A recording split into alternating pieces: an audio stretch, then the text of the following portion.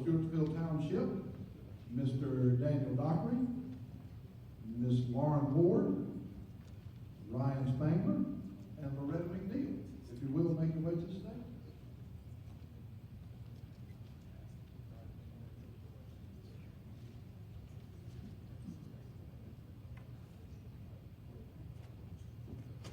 If any of you have questions that you've thought of and you'd like to get a card from Ms. Kay, Ms. Kay, Ms. Bowie, would you raise your hand? She has cards there if you'd like to write your question down. She'll be glad to send it up here.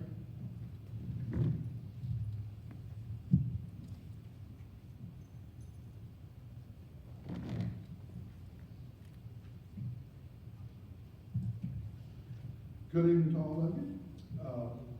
Ms. McNeil, we will begin with you. 2 minutes to introduce yourself and tell us your platform and why you would like to be on the school board. Good evening. From roots deep and strong. Closer to you. Put it there. You go. Good evening. From roots deep and strong, we hold our heads high, reaching like branches toward limitless skies. We make a way where none was designed. We honor the past, the sacrifices, the stories, the songs, and we strive to remember our future, prepared, principled, and whole. Honoring none other than Langston Hughes. Happy Black History Month to each of you all. I am Loretta McNeil. I actually am a resident here in Scotland County. Have served in the military. Likewise, have been involved with young people for greater than 40 years.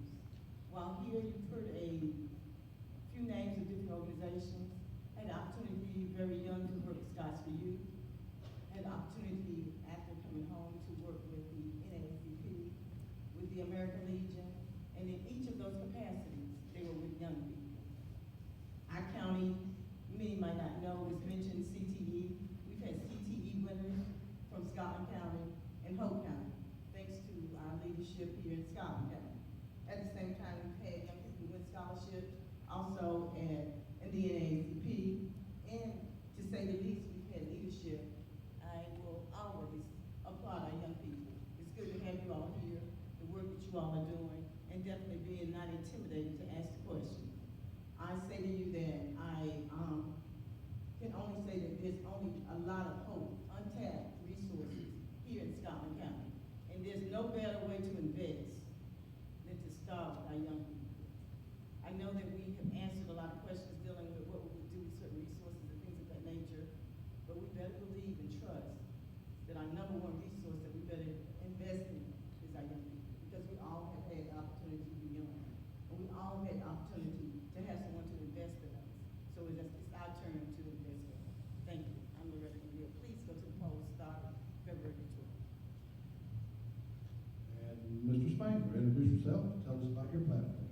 Good afternoon. My name is Ryan Spangler. How's everyone doing tonight? Can we all bow our heads and have one moment of silence for someone we lost that was near and dear to Scotland County Schools about 2 weeks ago? A Springfield middle school staff member, Ms. Everett. Thank you. My name is Ryan Spangler. I am a proud Scotland High School graduate of 2011.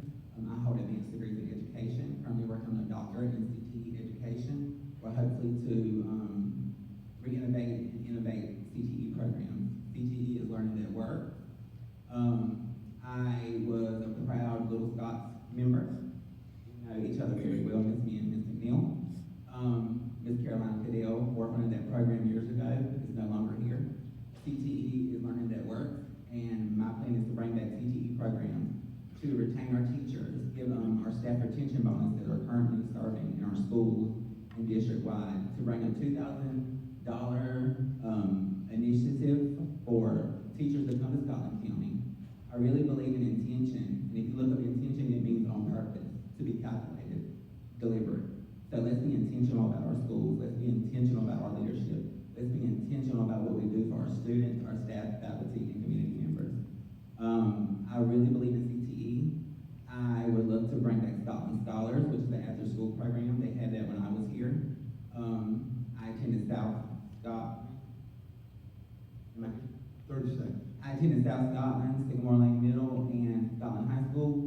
2 of my schools are no longer in the county, which is bad. We went from 15 schools to 10 schools. Let's be intentional about what we do for our community. My name is Spangler. Every child deserves a champion, and every adult deserves an advocate.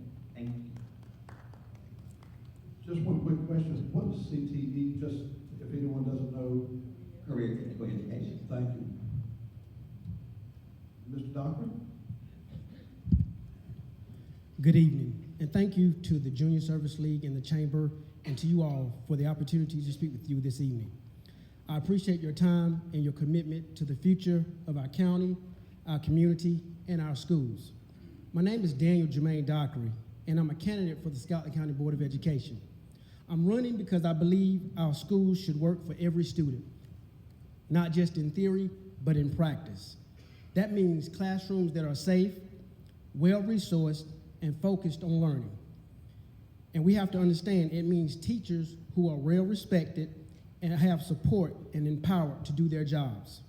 And it means parents who are informed, heard, and treated as partners.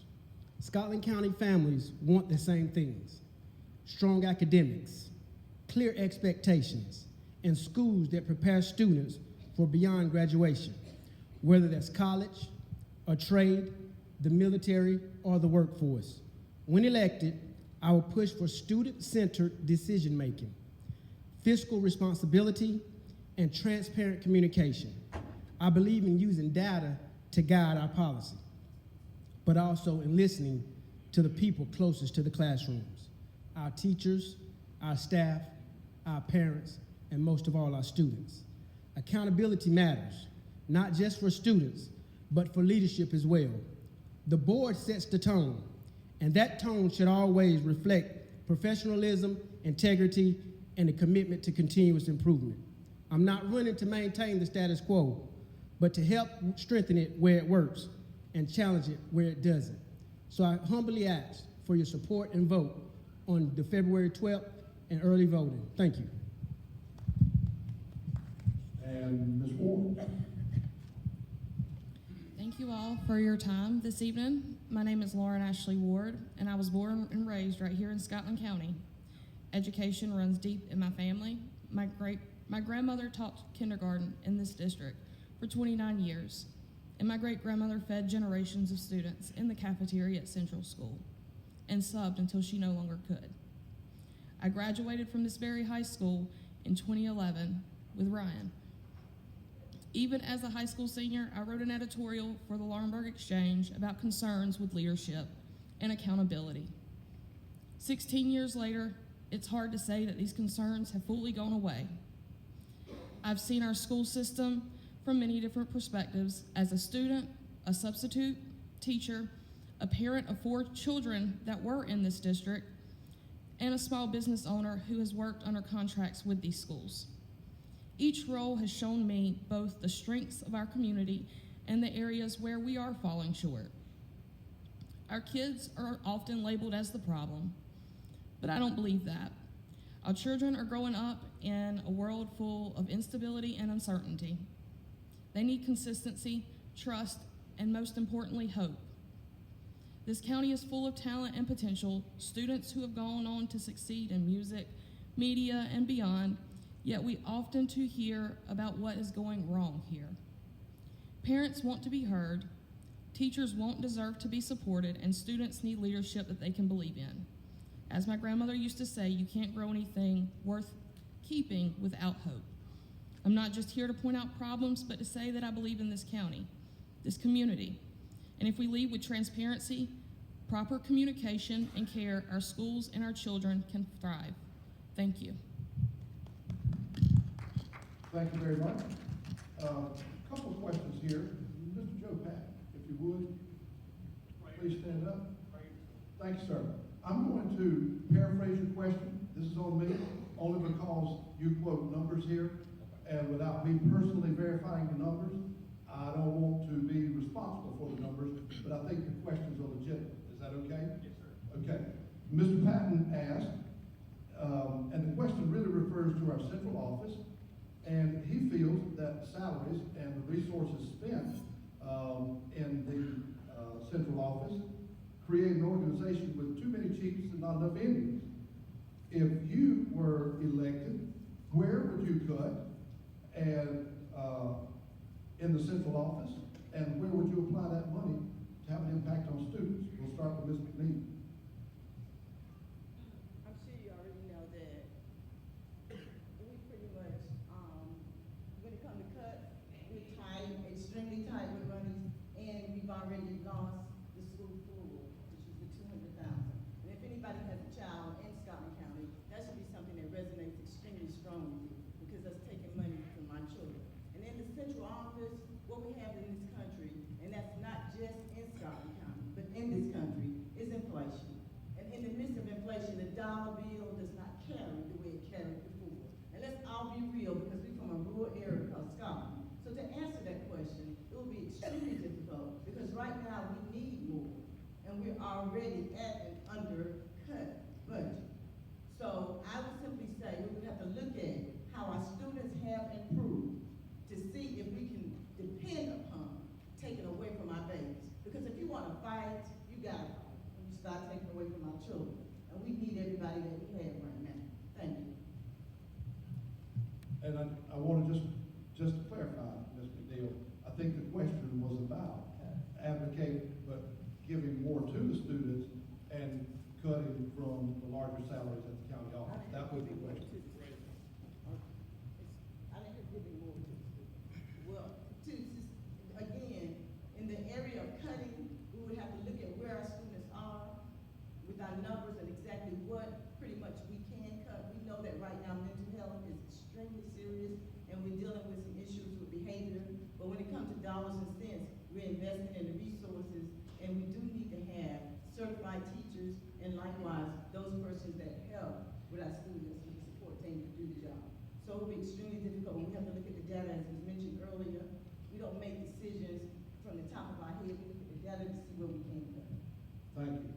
Mr. Spangler, same question. Where do you think there's any overweight or overspending in the county office? If so, where would you cut that spending, and how would you apply it directly to impact students in a positive way? Great question. I don't believe in all the fluff. I believe in intention, like I said before. Do you need a CEO or assistant superintendent or this and that and this and that? I think if it's intentional, we do. If it's not intentional, we don't. We need more teachers. We need more instructional staff. We need more facilitators for our school that's going to drive instruction. We need more mental health counselors. We need more guidance counselors. We need people that's going to be intentional, that are on the forefront with the students. Without students, we have no teachers. Without teachers, we have no students. So we need to pour back into our forefront, into the trenches, as they say, to speak. And I would take that money and talk with my board members and be intentional and be innovative. It's not 1993, it's 2026, so let's be innovative and let's think different, outside the box, and let's just be intentional for our students. And I would take that money, and decisions drive data and relationship, and we will put the money where it's needed, and we will put the resources where it's needed for our community and for our students. Mr. Dockery, do you believe that we're overweight and top-heavy in salary at the county office? If so, where would you cut, and how would you apply those funds to have a positive impact on the student experience in Scotland County? As a board member, we first would have to audit a central office budget and see where funds are at. And then also cut redundant programs that are not giving us our ROI.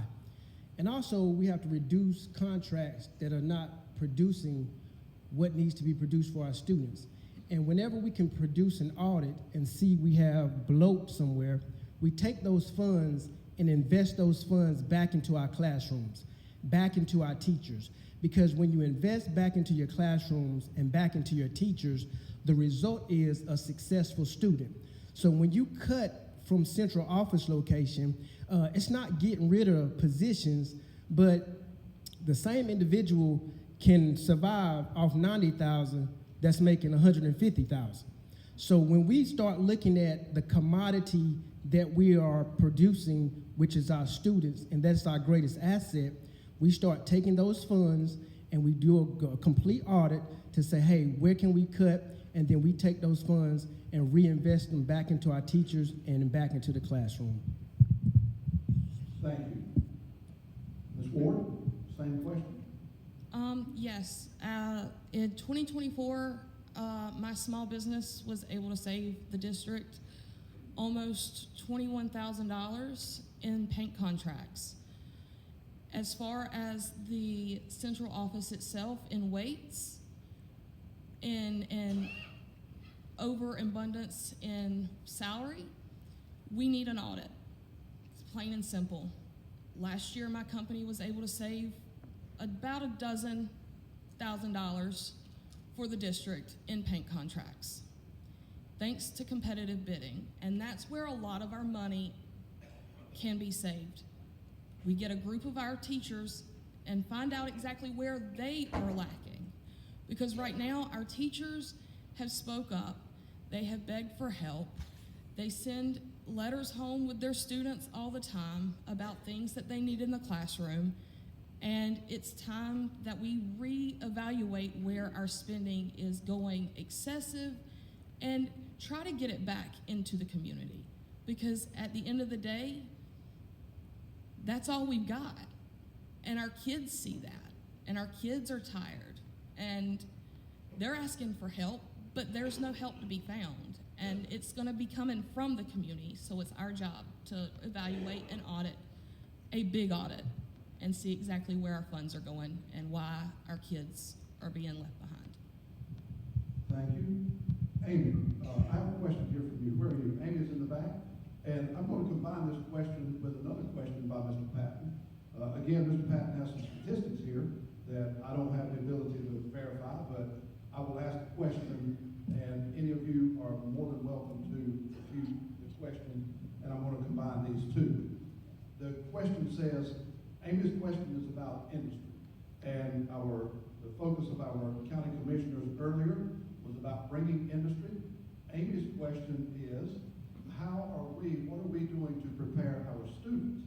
Do we have a viable, trained workforce that is ready to step into those positions? And to that point, Mr. Patton asked, he says that it's well known that our students lag behind the state medians in math and reading scores, and yet our graduation rate is higher than the state average. So asking those two questions together, are we preparing our students? And how, if you agree with the rates, the reading and math scores, how are our graduation rates higher than the state average if we are lagging behind on reading and math scores? And I'll begin with Ms. Ward this time.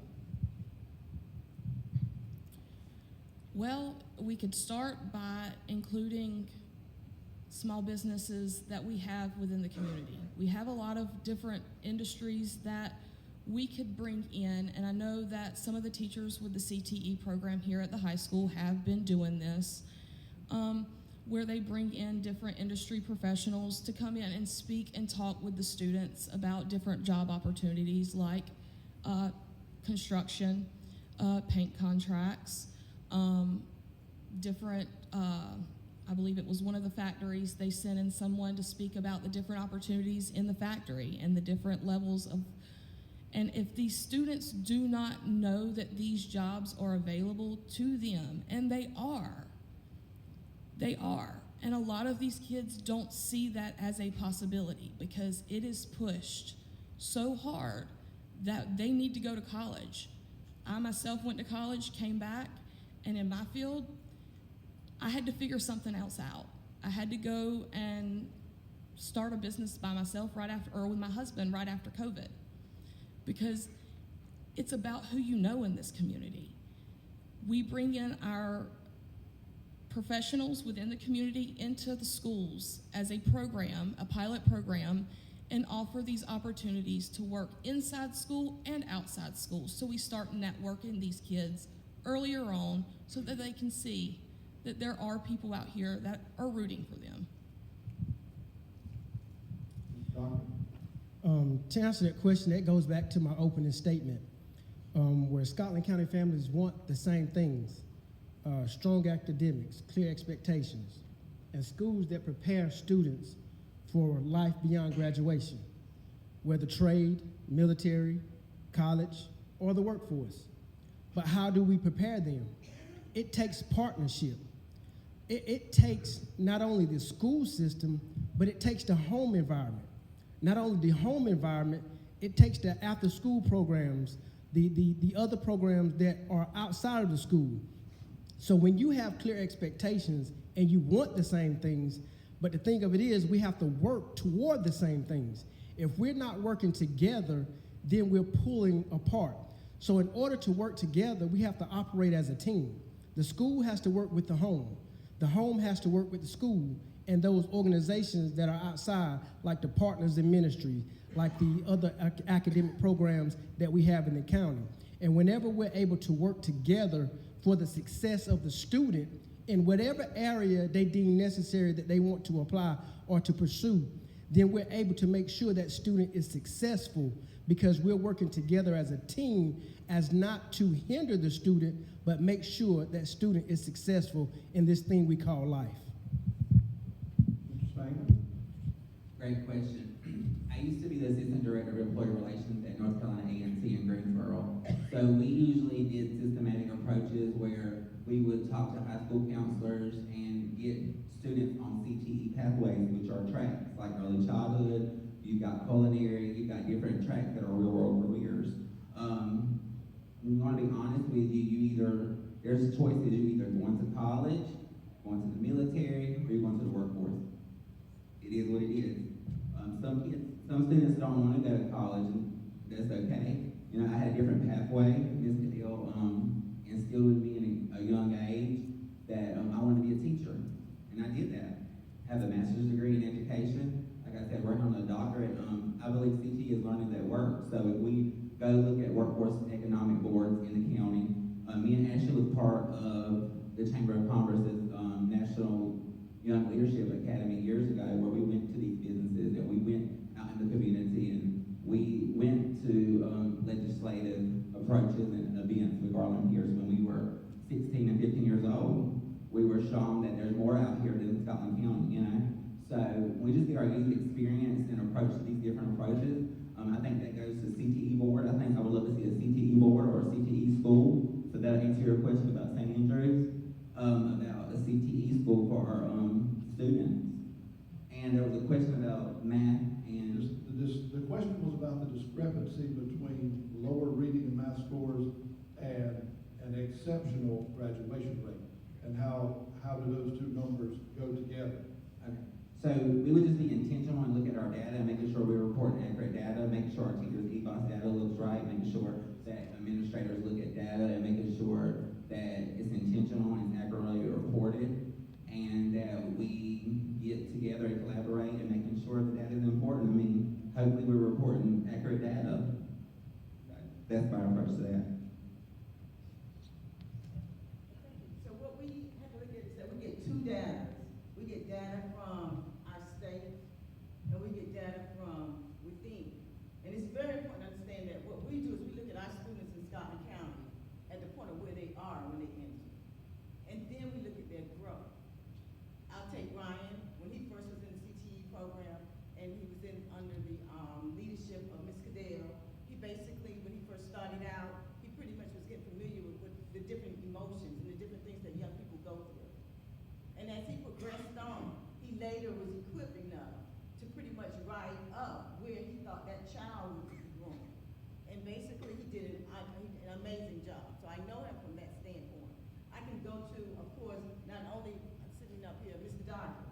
I had the opportunity to work with him with his daughter, his child. She, of course, was very strong in CTE. Our CTE program in Scotland County is one of the best, and you all must know that. Our numbers recently came out. Our data recently came out that we have a growth pattern that has turned around in the course of a year. And since I don't have the numbers before me, I won't echo those numbers. But if you were to come in or to sit down with us, we can tell you that we're doing extremely well. The difference in what we're saying here is that our grades, we are improving. And it's all with limited money. It's all in the midst of when money has been taken away from us. We're working diligently with our young people. We have certified teachers out there. 10% of our teachers are certified. And to say the least, we're here in Scotland County, a rural area, where we was #1 in our CTE program dealing with culinary.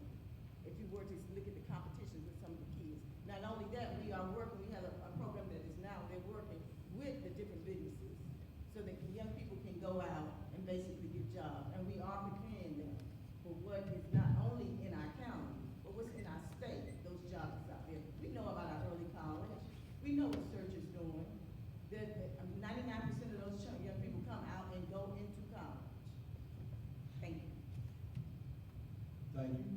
Miss Carol Radels, am I pronouncing your name right now? If you would just stand up real quick so we can see who you are. Thank you, ma'am. Ms. Radels asked, and this is for each member of the board, we'll start in the middle with Mr. Ryan Spangler on this one. What do you think is the most pressing issue facing Scotland County schools today, and what proposals do you have to solve? Yes, ma'am, good question. I think our teacher retention rates are low. I think you can go, well, I know you can go to Cumberland County and get a sign-on bonus. You can go to public schools at Robertson County and get a sign-on bonus. You can go to Hope County and get a sign-on bonus. Can't come to Scotland County and get a sign-on bonus. We used to offer our teachers and staff retention rates that were percentage in their checks monthly, but I think that got cut out about 2.5 years ago, which that was a great effort on the board's behalf. So I would like to bring that back. We've got to, the cost of living is high, let's be real, So just bring the money back to the teachers' pockets and bring their resources back, because they're creating doctors, lawyers, they're creating these people that's going to change tomorrow, but we need to invest in our teachers. And I think that's what I would love to bring to Scotland County, just giving them more and when we can, and being intentional about what we give our teachers and the people in our classrooms and school buildings each and every day. Thank you. Mr. Dockery? I think a pressing issue may foster around school safety. And sometimes it's not a threat from outside as much as it can be a threat from inside. You have some teachers that are afraid of some students, and they're not able to teach effectively and efficiently in their classrooms. I can recall back some years when you enter into the classroom, you respect the teacher. You had the utmost respect for teachers, and when a teacher or an adult figure says something to you, you followed those rules and what was put forth. So sometimes we have tied the teacher's hands, we've tied the principal's hands, and what has happened is the students think that they run things. And so we have to make sure that a precedent is set within these walls when we walk into the school system. Our teachers have to take command of their classroom and have good classroom management. The principals have to make sure that there's a culture to understand that there will be no disrespect tolerated within these classrooms. And when we do that, we will see the success of our students continue to grow, because we're making sure and holding them accountable. We're not holding our students accountable as we should. But at the same time, teachers have to be held accountable as they should, as well as the administrators and the board. When everybody hold each other accountable, then now we can make sure that we're operating in a conductive and conducive manner where learning can take place in a safe environment. Ms. McNeil, we'll go to you next. Most pressing issue in Scotland County schools, and what do you think we need to do to solve it? I guess I'm going to use a real today's issue. The most important thing I see this person in Scotland County is that that we've got to work together. Working together when it comes to our school, we need city, county support, and it shouldn't be a divide anywhere when it comes to our children. It's going to be strictly important. We had a situation that occurred today in Scotland County schools where the water lines went out. 2 of our schools' water lines went out. Immediately, leadership contacted the personnel in the county. We got individuals out there at the city, and the superintendent was about to, of course, stop school because we can't have our water off more than 2 hours. So it's about to have a quick early report to the family members to let them know that they need to pick up their children. And within, I would say, less than an hour, the issue was resolved. My point here is that when you work together, when you have people that's all on one accord and care about the most important individuals in the house, and our children are first, then we can do great things together. And if there's a broken hinge anywhere, we're going to have major problems. Thank you. Ms. Ward, most pressing issue in Scotland County schools, how would you solve it? The most pressing issue that I have noticed in my, 16 years, like I said, has just been lack of accountability. And right now, we need to take a big step back and look at the system as a whole. And from there, we need to look at the contracts that we have, because in the last few years, a lot of our services that we receive here within the school system are now going out to third-party vendors, and we need to make sure that the contracts are not being just thrown up in the wind, and somebody is staying on top of those contracts to make sure that the taxpayer money that they are spending to have these contracts take place is actually getting what we're paying for. And from there, it transfers into the schools, into the classroom, exactly with the teachers, because all the kids, they just want to be supported, and the teachers want to be supported, and the parents want to be supported, and we can't do that until we all collectively take a big step back and look and talk to each other, ask about experiences, and figure it out together. Thank you. I'm going to give you an opportunity, Ms. Casey. Any questions for these candidates? Y'all have spoken a lot about things that require funding. We've unfortunately seen a decrease in enrollment in Scotland County public schools for charter and private, thus decreasing the amount of funding that goes to our public schools. How would you, as a board member, kind of entice people to come back to our public schools, as well as navigate the current budget realities that come with decreased enrollment? Great question. It really is, because what we got to do is acknowledge that, first of all, public schools work, and we have the proof to show them. And we need to work on, as we work on retention and retaining our educators, we need to work on keeping our kids and letting them see some of the success stories, having those successful people come back and speak to our kids. As an example, I stated, you would see up here on this platform, public schools work. We all have been a part of it, and it has made us to understand democracy and its work. Ms. Ward, I'm going to go down to you, so that everybody's not in the same order every time. I actually am one of those statistics that you talk about, withdrawing my students. It was not a decision made lightly, but we made that decision last spring because my daughter, at 3 years old, she was in the pre-K extension program for peer students. She lost her 3-year-old best friend because he could not stay well. That was in 2023 or 2024, and then last year, I myself, as a substitute, ended up staying sick for about 3 months with the same exact viruses that he had. We have a lot of people, and it's been evident, the statements have been made that there are a lot of people in our community that are sick, but there is not enough accountability when it comes to taking care of our students when it comes to the hygiene in our schools. Viruses are being spread, and parents are scared about what their kids are bringing home. It's not just my home, and I have talked to a lot of parents where they're just tired of fighting a system that does not listen when we are doing nothing but begging for help. And that's where I anticipate starting if I get elected on board, because I've seen teachers and parents come before the board, and nothing has changed. Ms. Dockery. We would have to find ways to do more with less.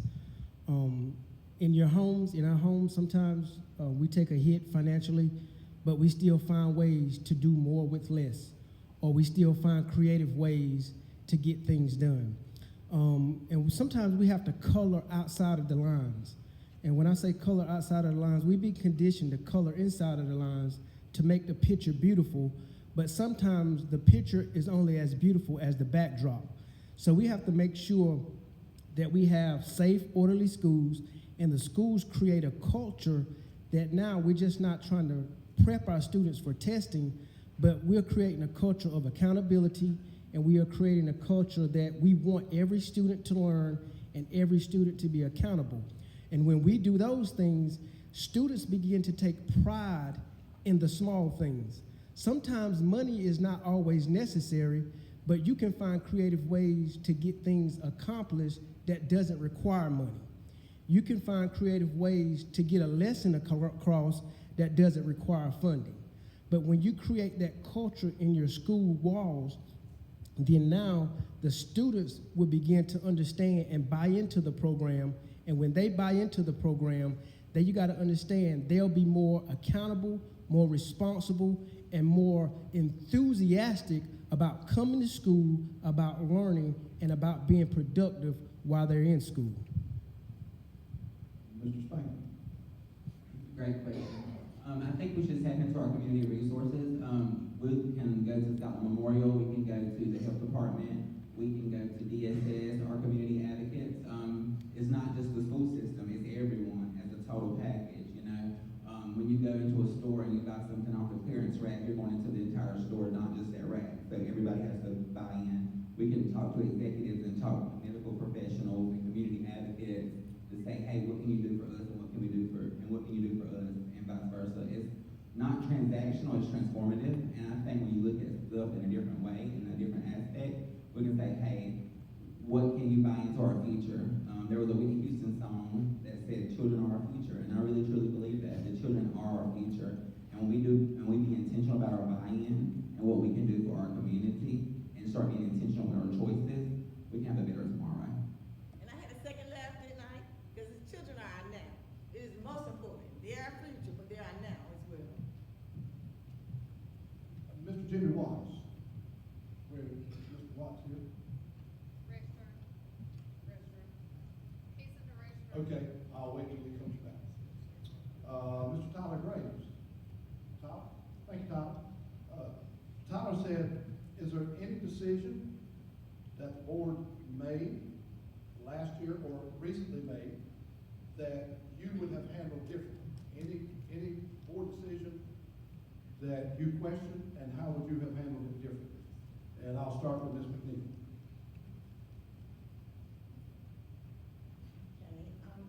There have been sometimes where I definitely, Tyler, did not vote along with the other 7 members. So there have been some times when I voted differently.